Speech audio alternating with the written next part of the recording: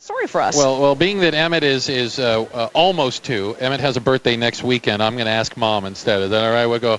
Carla Rauch. Carla, thank you so much for joining us today. I think your story is amazing only because it's the type of story that I think not only terrifies parents, but it's one of those things that it could almost happen to anybody. Tell me a little bit about your story here with Emitt.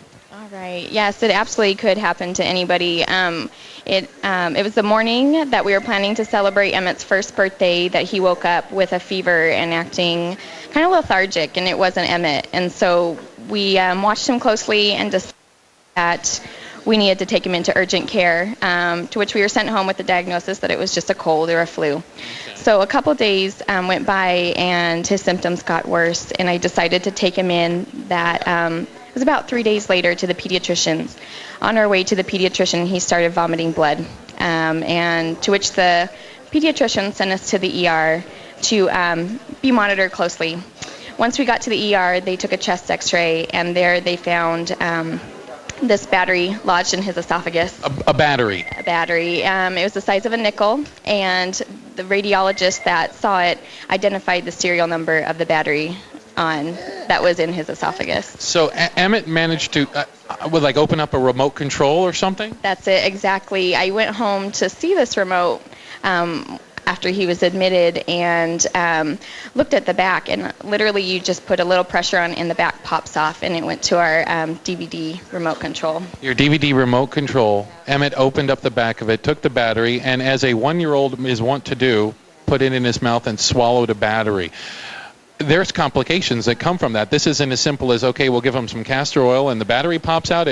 Tell me what happened next. Well, I wondered how I didn't notice him choking. Well, Emitt didn't get it into his airway. He swallowed it. And so we were immediately rushed to Phoenix Children's Hospital. Within 15 minutes, he was placed in the OR, and they removed the battery.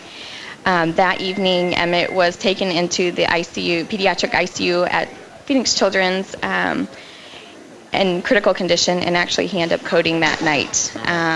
And so it has been a rough battle to save his life ever since. Emitt has now, to this day, is in the hospital currently, and this is his 20th week just this year. And he's endured 15 surgeries, and he's had 4 inches of his esophagus removed, and major complicated airway and chronic lung disease. So if it weren't for majority of the time we've spent in the ICU here, and if it weren't for... No, it's okay.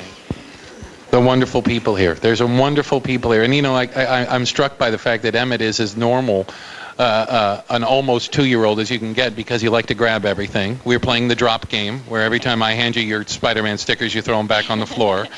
And Emitt's got his hair moussed up today. That's Thank right. you very much. He looks very good.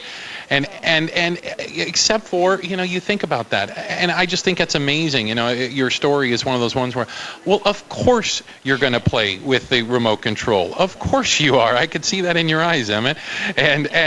And who hasn't? Heck, when I play with my own remote control, the batteries fall out, And here you have Emitt, who just put it in his mouth, and we think about all the things that come of that and the complications. And thank goodness there's a place like Phoenix Children's Hospital that you and your husband can come to, and they know exactly what they're doing, and this is really an unbelievable place. Well, and I think what's even neat about the hospital here is that not only are they dedicated to saving lives, but taking action in preventing injuries. They have a great accident prevention team here who is helping spread awareness of many injuries in different ways, and I commend the hospital for that, because they really are looking out for the best interest of the community and the children in it. Carla, as a parent, you and your husband coming here, and I have the luxury of, I've been through some of the rooms also. It really, I got to believe it makes it a little bit easier to come here.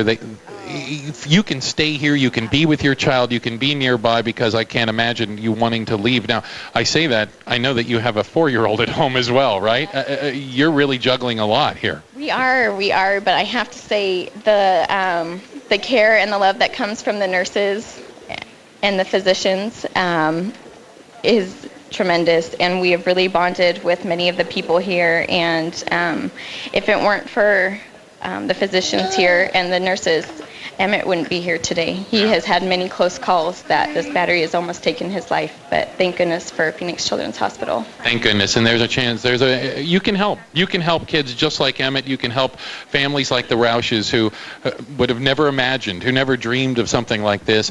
You can do it. You can help us. And you can, by the way, I'm looking right here. I'm holding on to Emitt's teddy bear. Emitt got one of the bears, didn't you? The Teddy Bear Express. You can have it back, I promise. I was just borrowing it. I was just holding it. It feels good. It's a nice big teddy bear. And Emitt got it. When did he get his bear? He got it this morning. And I want to say, when gifts are donated like this with families who are here for a long time or even short time, it's just a special gift, and it means more than you realize how precious. Just for a child who is bedbound for weeks on end, to have a little stuffed animal to snuggle with is amazing, and we'll use it to prop his legs or prop his head, but it's something kind of like from home that, makes it a little more comforting to them. Carla, thank you so much for sharing your story. Emitt, best of luck to you, young man. All right? You're doing a heck of a job. Outstanding. Thank you so much, Pamela.